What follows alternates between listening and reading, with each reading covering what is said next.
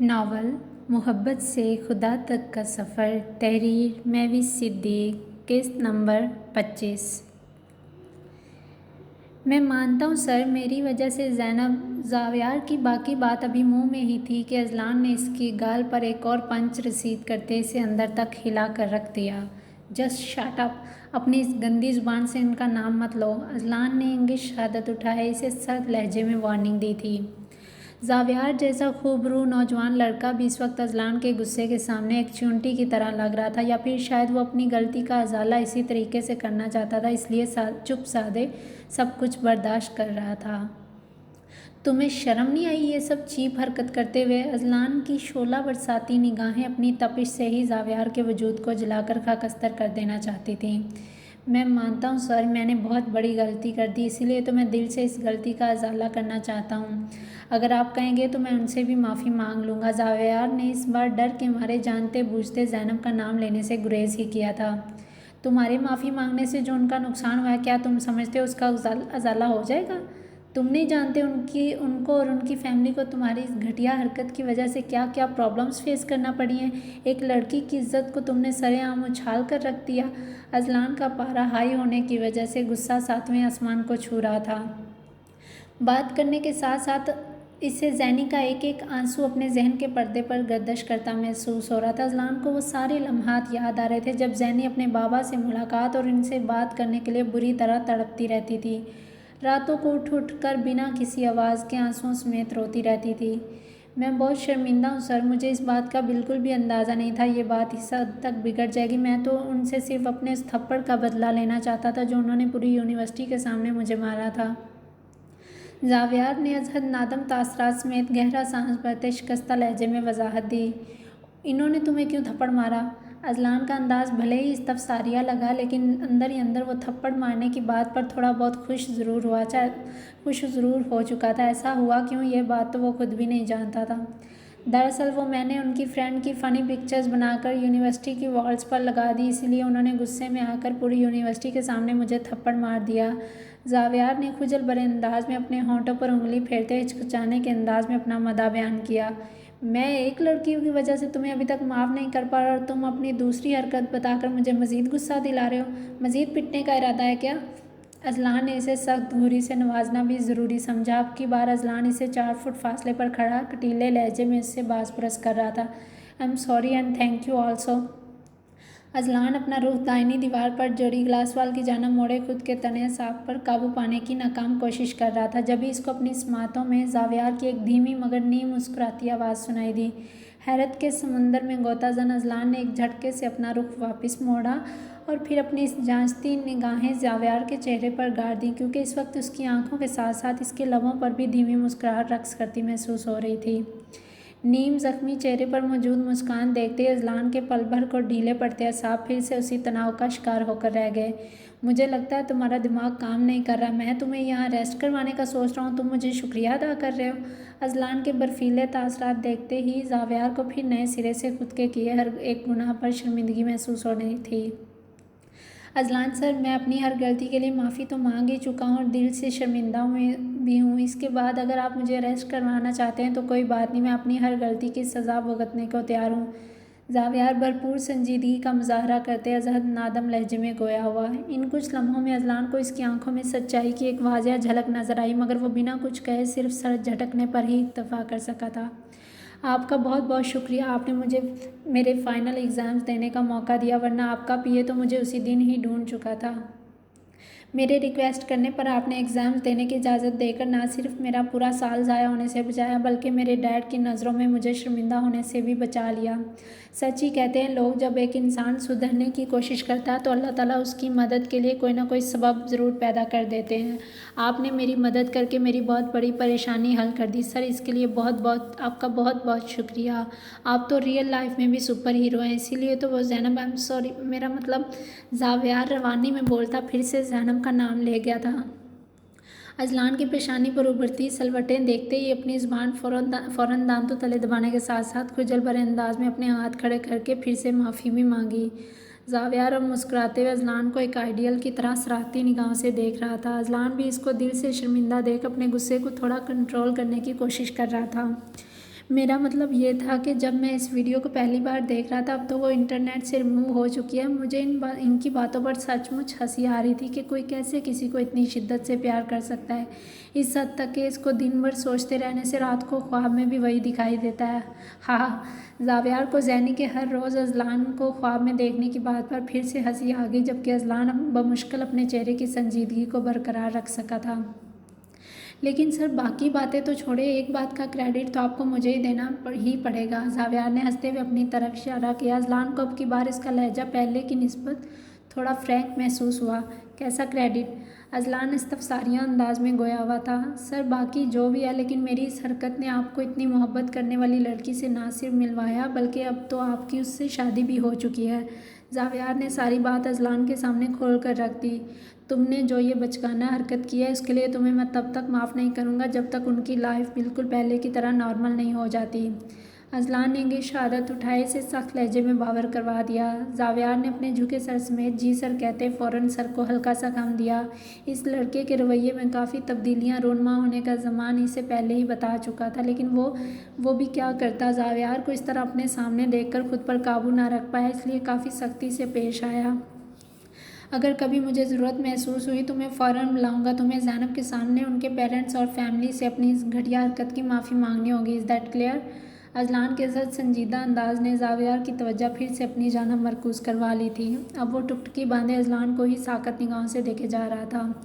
जी sir, ज़रूर।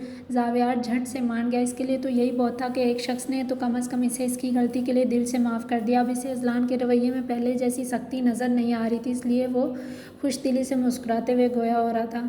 Now you can go and listen. अगर दोबारा तुम्हें किसी लड़की के साथ ऐसी चीप हरकत करते हुए देखा तो बिना तुमसे कोई बात किए वहीं खड़े खड़े शूट कर दूंगा। अजलान के मारधाड़ अंदाज पर जावियार की आंखें हैरत के मारे चौंकते हुए अपना हुजम मजीद फैला गईं। अब समझा, आप इतने गुस्से वाले हैं, इसीलिए वो उस दिन रोड पर इतनी डरी सहमी खड़ी हुई थी। जावियार की आवाज़ भले ही धीमी थी, लेकिन अजलान का पोर पोर समात बना इसी की तरफ मुतवज्जा था। मतलब? अजलान का दायां अब्रू खुफगी के आलम में साख्ता ऊपर को उठ गया। आपसे शादी से पहले तो वो पूरी यूनिवर्सिटी में शेरनी बनकर घूमती थी। मजाल है कोई इसको तंग कर ले, मगर अब लगता है आपके गुस्से। अजलान जो वापस रिवॉल्विंग चेयर पर बैठने वाला था कि जावियार की इस बात पर इसकी पेशानी पर मसनूई सख्त त्योरी फ़ौरन अपनी जगह बनाती महसूस हुई थी। अजलान को धुलाई की खातर फिर से अपनी तरफ बढ़ते देख जावियार कहकर लगाकर हंसते हुए सॉरी सॉरी कहता ऑफिस से बाहर दौड़ लगा गया। अजलान नफ़ी में सर झटकता अभी वहीं रिवॉल्विंग चेयर के पास खड़ा बंद दरवाजे को ही देख रहा था कि गैर मुतवक्का तौर पर अचानक उसी वक्त अयान ऑफिस में दाखिल हुआ और फिर मुसाफे के बाद आते ही टेबल की दूसरी साइड पर मौजूद चेयर पर आरामदा अंदाज में बैठ गया। ये अजीब सा लड़का कौन था? इतने ज़ख्मी चेहरे के साथ भी मुस्कुराते हुए बाहर जा रहा था। अयान ने अजलान को अजद संजीदा तासरात समेत देखा तो नरम लहजे में फ़ौरन जावियार की बाबत दरियाफ्त करने लगा। ये वही लड़का जिसने ज़ैनब की वीडियो लीक की थी। अजलान ने गहरा सांस भरते गोया होने के बाद टेबल पर मौजूद पानी का गिलास उठाया और फिर पीने की खातर उसे अपने शंगरीफी लबों के साथ लगा लिया। क्या ये वही था? और तुमने इसे जिंदा वापस जाने दिया? खैरियत तो है ना? अयान हड़बड़ाते हुए एकदम सीट से उठ खड़ा हुआ। इसे अपनी इस बातों पर बिल्कुल भी यकीन नहीं आ रहा था। अयान का रद्द-ए-अमल अजलान की तवक्का के मुताबिक ही था, इसलिए कोई ख़ास रद्द-ए-अमल भी ज़ाहिर ना किया। यार पता नहीं क्यों, लेकिन मुझे खुद नहीं समझ आ रही इस बात की। अजलान खाली गिलास टेबल पर वापस रखते थे ज़ब्ज़ुब के आलम में बोल रहा था। लेकिन मुझे आगे समझ। हाँ, अयान ने अपने एक हाथ को दूसरे हाथ पर ताली के अंदाज में मारा और फिर हंसते हुए सीट की पुश्त से टेक लगाए पुरस्कून हालत में बैठ गया। क्या मतलब? क्या समझ आ गई तुम्हें? एक पल के लिए अजलान के तासरात में वाज़ेह उतार चढ़ाव नज़र आया था। मतलब ये कि मेरे भाई, मैं जो तुमसे थोड़े दिनों पहले मोहब्बत की शुरुआत की बात कर रहा था, बिलाशऊरी तौर पर तुम्हें भी यही लग रहा है कि इस लड़के की वजह से ही ज़ैनब भाभी तुम्हारी ज़िंदगी में आई, इसलिए तुम चाह कर भी इस लड़के को कोई ख़ास सज़ा दे नहीं पाए। अयान ने इसके दिल की बात को इस कदर रसान से समझाया था कि ऐसा महसूस हुआ अजलान से भी ज़्यादा अयान इसकी रग रग से वाकफियत रखता है। यार तुम ऐसी बातें करके मेरा दिमाग ख़राब कर रहे हो। अच्छी भली आरामदाह ज़िंदगी गुजार रहा था मैं, तुम्हारी इन बातों ने मुझे मेंटली तौर पर डिस्टर्ब करके रख दिया है। अजलान अच्छा खासा तपे लहजे में गोया हो रहा था। हाँ, अयान का फलक शिकाफ कहका ऑफिस की दरो दीवार तक को हिलने पर मजबूर कर चुका था। इसका मतलब मेरे भाई गालब का ये शेर तुम पर फिट बैठ रहा है। इश्क ने गालब निकम्मा कर दिया, वरना हम भी आदमी थे काम के। अयान ने थोड़ा झुकते हुए एक अदा से शेर पढ़ा और फिर अजलान के उसीले तासरात देखकर खुद ही हंस दिया। अयान को ज़िंदगी में पहली बार अजलान के इसी मुस्तरबपन पर बेसाख्ता खुलकर हंसी आ रही थी। शट अप यार, पता नहीं आते साथ कौन सी बातें लेकर बैठ जाते हो, फजूल में मेरा दिमाग ख़राब करते रहते हो। अजलान को अपनी इस बदलती कैफियत पर शदीद ताव आ रहा था। इसे खुद अपनी इस बेकरारी से एक चिढ़ सी महसूस होने लगी थी, क्योंकि इसकी शख्सियत शुरू से ही कभी भी दिल फेंक फितरत की हामिल नहीं रही थी, मगर अब इसका दिल न जाने क्यों बार बार ज़ैनी की तरफ ही माइल हुआ जा रहा था। इसे खुद समझ नहीं आ रही थी आखिर वो इस कैफियत से खुद को कैसे बाहर निकाले, जो धीमे धीमे मुसलसल इसे अपने एक ऐसे कवि असार में जकड़ रही थी जिससे छुटकारा हासिल करना इसके लिए एक मुश्किल अमर साबित हो रहा था। वो यान को तो दूसरी बातों में लगा चुका था, लेकिन इसके अपने जहन के पर्दे पर अभी भी ज़ैनी ही सवार थी। वो अभी भी ज़ैनी की सोचों में ही गलता था। इसे खुद समझ नहीं आ रही थी आखिर इसे ज़ैनी के बारे में सोचते रहना अच्छा क्यों लगने लगा है। इसका दिल इससे बगावत करने पर बजीद हो गया था और यही चीज़ इसकी परेशानी में मुसलसल इजाफा कर रही थी। जब से ज़ैनी इससे गिफ्ट वाली बात पर नाराज़ हुई थी, इन लम्हात को सोचते इसे अपने अंदर एक अजीब सी परेशानी और इज़्तिराब की कैफियत महसूस होती थी, और बाकी की रही से कसर आज ज़ावियार की बातों ने पूरी कर दी। इसकी मोहब्बत वाली बात पर इसका दिल फिर से ज़ैनब को एक नज़र देखने के लिए इसके सीने के अंदर बेताबी से मचलने लगा था। अयान के उठते ही अजलान भी फ़ौरन काशान साहब की पार्टी में जाने के लिए ऑफिस से बाहर निकल आया था। जैनी हल्के सब्ज रंग का सूट ज़ेबतन किए फ्रेश होकर बाहर आई तो अजलान को यूं ही अपनी आंखें मूंदे सोफ़े की पुष्ट से टेक लगाकर बैठा देख इसे चंबा सा हुआ। इसे अजलान का चेहरा थोड़ा नकाज ज़्यादा महसूस हुआ तो अपने दिल के हाथों मजबूर होकर बिना किसी आहट के धीमी चाल चलती अजलान के सोफ़े के बिल्कुल पास आकर खड़ी होगी और फिर कुछ सोच कर अपने हाथों को कन्फ्यूज़ अंदाज में मसलती खुद ही नफ़ी में सर हिलाकर वापस बेड की तरफ मुड़ गई। अजलान को अचानक ज़ैनी के दिल फ्रेब परफ्यूम की मखसूस खुशबू अपने नथनों के अंदर तक धंसती महसूस हुई तो अपनी आंखें झट से खोल दी। जब तक इसे होश आया तब तक ज़ैनी वापस बेड पर जाकर बैठ चुकी थी। अब वो अपना पिंक टेडी बेयर तकिए के बिल्कुल साथ रखती फिर से सोने की तैयारी पकड़ने लगी। ज़ैनी ने बेड पर लेटते चोर निगाहों से अजलान की सुर्ख आंखें देखी तो इसे एकदम तशवीश ने आन गिरा, जबकि अजलान अपने अंदर की जहनी कश्मकश में मुब्तला बिना कुछ कहे खुद भी फ्रेश होने के लिए वॉशरूम में जा चुका था। ज़ैनी कुछ देर तो अजलान के बारे में ही सोचती रही, मगर फिर मेडिसिन के ज़ेरे असर फिर से गुनूदगी में चली गई। सर की चोट के बायस नींद बार बार इसके हवासों पर गालब आ जाती थी। अजलान फ्रेश होकर वापस आया तो ज़ैनी को पुरसकून नींद में सोते देख खुद भी दूसरी साइड पर आकर करवट के बल लेट गया। शूटिंग के दौरान काफ़ी थकावट होने के बायस अजलान भी जल्द ही नींद की वादियों में गोताजन हो गया। इंस्पेक्टर मारिया इस वक्त अपने घर के टेरेस पर खड़ी मौसम को एंजॉय कर रही थी। तभी अचानक अपने फ़ोन पर जेडी की कॉल आते देख ताबिया अंदाज में फ़ौरन सीधी खड़ी हो गई। अस्सलाम वालेकुम, जेडी की पुरअतमाद आवाज़ फ़ोन के स्पीकर से गूंजती सुनाई दी। वालेकुम अस्सलाम जी सर। जेडी इससे हत्तल मकदूर नरम लहजे में ही बात किया करता था, लेकिन फिर भी इंस्पेक्टर मारिया को इसकी रौबदार पर्सनैलिटी से थोड़ा डर सा लगता था, इसलिए वो इससे बात करते हुए हमेशा हिचकिचाहट का शिकार रहती थी, जबकि ज़ियान के सामने वो खुलकर बात कर लेती थी। इंस्पेक्टर मारिया, कॉलेज में इस मिशन को कंटिन्यू करने में आपको कोई प्रॉब्लम तो नहीं हो रही? जेडी की मखसूस खुश्क संजीदा आवाज़ ने मारिया को मज़ीद चौकन्ना कर दिया। नो सर, बस एक बात आपसे शेयर करनी थी, इसके लिए आपका फ़ोन का वेट कर रही थी। मारिया ने अपनी पेशानी धीरे से मसलते बात की तमहीद बांधी। जी जी कहिए। जेडी ने अब की बार अपने लहजे को थोड़ा नरम किया ताकि मारिया मुतमिन अंदाज में इससे खुल कर बात कर सके। एक्चुअली सर, स्टिंग ऑपरेशन में मुझे मजबूरी के तहत एक आम सिविलियन को भी अपने साथ शामिल करना पड़ रहा है। आम शहरी की शमूलियत पर जेडी की रिवॉल्विंग चेयर पल भर को थम सी गई। I am sorry for this. Actually इस लड़के को मुझ पर शक सा हो गया था, इसीलिए मैंने भी इसको सब सच बता दिया। इस मिशन में अब वो भी मेरे साथ ही काम करेगा। मारिया ने डरते डरते बिलाखिर अपना मदा बयान कर ही दिया। कौन है वो लड़का? कॉलेज का कोई स्टूडेंट है या? जेडी की गर्दन में गिल्टी उभर कर फिर से मधुम हो गई। सर, ज़रार नामी एक लड़का है, वो मरियम का दोस्त है। जिस हया के बारे में हम ये स्टिंग ऑपरेशन कर रहे हैं वो मरियम की सिस्टर है, इसलिए ज़रार का इसको मशकूक निगाहों से देखने से लेकर आज तक की एक एक बात मारिया ने चंद ही लफ्ज़ों में जेडी के गोश गुजार कर दी थी। इन लड़कियों का पूरा नाम क्या है? जाने पहचाने नामों को सुनकर जेडी के जहन में फ़ौरन एक कुंदा आन लपका। हया हसन और मरियम हसन, और जो ज़रार है उसका पूरा नाम ज़रार शाह, और इनका एक और दोस्त भी है रोशान। मारिया ने एक ही सांस में इन सब दोस्तों के ग्रुप की फहरिस्त बता दी। इंस्पेक्टर मारिया, मैं इन चारों को ही बहुत अच्छे से जानता हूँ। जिस ज़रार की आप बात कर रही हैं वो टाइगर सर का भतीजा है, तो जाहिर सी बात है बिल्कुल इन्हीं की तरह शार्प माइंडेड होगा, इसलिए फ़ौरन भाग गया।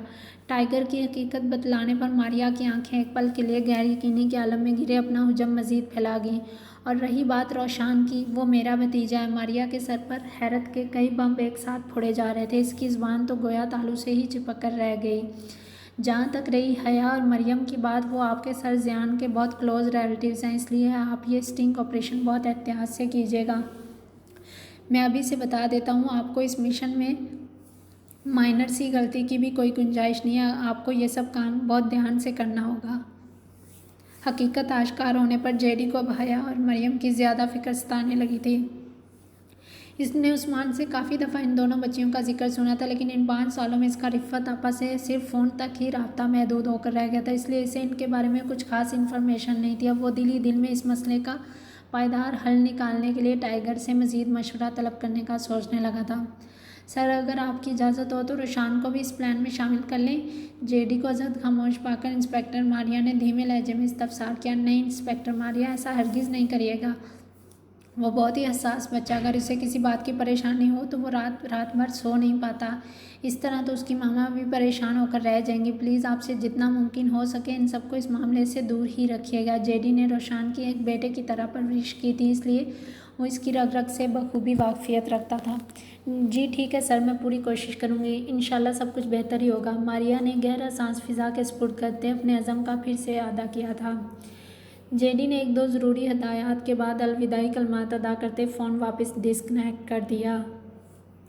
मारिया वहीं टेरेस पर खड़े खड़े ज़ावियार के बारे में सोचने लगी, क्योंकि इसने भी तो अपनी भांजियों की वजह से इस मिशन का हिस्सा बनने का कहा था। अब इसे इस सूरत हाल से निपटने के लिए कोई नया और बेहतर प्लान सोचना था, जिसके नतीजे में इनमें से किसी एक को भी दरपेश खतरात का सामना ना करना पड़े।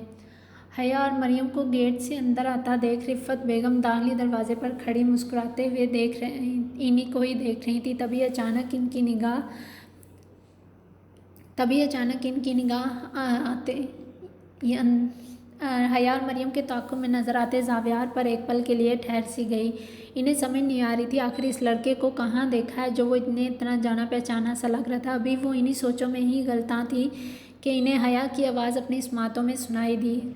आइए ना जावी मामू, घर के अंदर चलते हैं। ज़ावियार वहीं मेन गेट के पास खड़ा रिफ़त बेगम को ही उल्फत भरी निगाहों से देखे जा रहा था। उस्मान की वफ़ात पर रिफ़त बेगम गम से निढाल हो चुकी थी, इसलिए तो इन्हें तो आसपास का कोई होश ही नहीं रहा था। कौन आ रहा है कौन जा रहा है, इन्हें किसी से कोई सरोकार नहीं था। गोया इनकी तो पूरी दुनिया ही लूट चुकी थी। ज़ावियार भी सोनिया बेगम की वजह से वहाँ ज़्यादा देर रुक नहीं पाया, इसलिए इस रिफ़त आपा से दोबारा कभी मिलने का मौका भी ना मिला। सोनिया बेगम के अतराफ़ की वजह से अब वो नादम चेहरे के साथ वहीं खड़ा इन्हें साकत निगाहों से देखे जा रहा था। ज़ावियार रिफ़त बेगम के लबों से हैरत के मारे अल्फाज टूट फूट का शिकार होकर निकले थे। अस्सलाम वालेकुम आपा। हया इसे बाजू से पकड़ती ज़बरदस्ती रिफ़त बेगम के पास ही ले आई। ज़ावियार हिचकिचाते हुए आगे बढ़कर इनके आगे झुकता इनसे सर पर प्यार लेने लगा। रिफ़त बेगम अपनी नमी से भरपूर आंखों समेत मुस्कुराते हुए इसे अपने सीने से लुटाए एक बच्चे की तरह प्यार करने लगी। ज़ावियार को आज सोनिया बेगम की कई सारी बातें सच लग रही थी कि रिफ़त आपा बेगम इन सबको फ़ौरन माफ़ कर देंगी, क्योंकि वो एक अच्छी माँ की नेक सीरत औलाद है। मेरा बच्चा इतना बड़ा हो गया माशाल्लाह, कितने छोटे से थे तुम। रिफ़त बेगम ने मुट्ठी बनाकर बाकायदा हाथ से इशारा भी किया। इन्हें वो छोटा सा बच्चा अपनी आंखों के सामने गर्दिश करता महसूस हुआ, जिसको वो इतने सालों तक अपनी गोद में संभाला और खिलाया करती थी। जब उस्मान स्टडी के लिए घर से बाहर जाता, अख्तर पैलेस में मौजूद ज़ावियार और शमसा ही रिफ़त बेगम के लिए दिली मसरत का बायस बनते थे। इनकी देखभाल करते हुए रिफ़त सोनिया बेगम की दी गई हर अजियत को चंद पलों के लिए सिरे से ही भूल जाया करती थी। चले ना मामा, अंदर चलते हैं। आ जाए मामू, सब मिलकर लंच करते हैं। सच में बहुत भूख लग रही है। हया अपने पेट पर हाथ रखते मुंह सौर बोली तो आहिस्तगी से मुस्कुराते सभी दाखिली दरवाजे की जानिब बढ़ गए। रिफ़त बेगम इन तीनों को फ्रेश होने का कहती खुद किचन में चली गई। कुछ ही देर में वो तीनों डाइनिंग हॉल में आए तो रिफ़त बेगम ने बड़े चाव से ज़ावियार की प्लेट में खुद खाना डाला और फिर अपनी निगरानी में इसे खूब पेट भर कर खिलाया। इन्हें ज़ावियार में से उस्मान की झलक नज़र आ रही थी। उस्मान को याद करते इनकी आंखें फिर से नमकीन पानियों से भर गईं। वो बमुश्किल खुद के असाब पर काबू पाने की नाकाम कोशिश कर रही थी। आंसू थे कि किसी भी वक्त रुखसारों पर बहते खुद को बेमौल करने